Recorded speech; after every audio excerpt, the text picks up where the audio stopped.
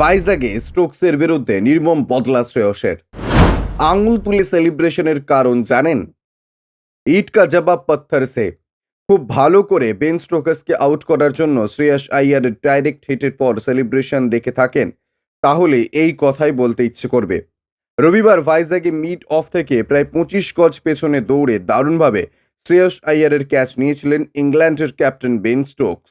তারপর আঙুল তুলে সেলিব্রেশন করেছিলেন। তা দেখে মনে মনে রাগ পুষে রেখেছিলেন শ্রেয়স আইয়ার।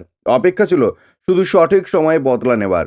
শ্রেয়স সেই সুযোগ পেয়ে যায় বিশাখাপত্তনম টেস্টের চতুর্থ দিনে।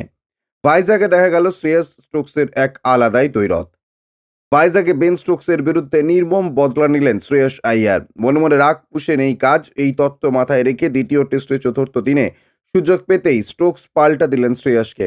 ইংল্যান্ডের দ্বিতীয় ইনিংসে 53 ওভারের চতুর্থ বলে স্টোকসকে আউট করে শ্রেয়স আইয়ার। অশ্বিনের বল যেন ফোকাসের ব্যাটের কানায় লেগে লেগ সাইডে যায়। দ্রুত সিঙ্গেল নেওয়ার চেষ্টা করেন ফোকাস ও স্টোকসরা। তারই মাঝে শর্ট মিড উইকেট থেকে দৌড়ে এসে বল তুলে স্টাম্পের দিকে ছুড়ে দেন। স্টোকস ক্রিজে পৌঁছানোর আগেই স্ট্যাম্প ভেঙে যায়। এরপর শ্রেয়স আঙুল তুলে সতীর্থদের সঙ্গে সেলিব্রেট করে। সোশ্যাল মিডিয়ায় রীতিমতো ভাইরাল বেন স্টোকসের নকল করে শ্রেয়স আইয়ারের সেলিব্রেশনের ওই ছবি। দ্বিতীয় ইনিংসে ইংল্যান্ডের ক্যাপ্টেন মাত্র 11 রান করে আউট হন। দ্বিতীয় টেস্ট প্রসঙ্গে বলতে হলে হায়দ্রাবাদ টেস্টে ইংল্যান্ডের কাছে হারের পর ভারতের লক্ষ্য ছিল বিশাখাপত্তনমে সিরিজের সমতা ফেরানো। তাতে সফল হয়েছে ভারত। প্রথম ইনিংসে 396 রান তোলে ভারত।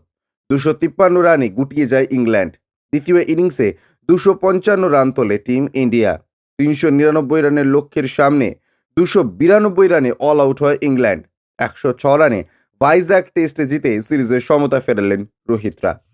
ব্যুরো রিপোর্ট, ইউজে নিউজ।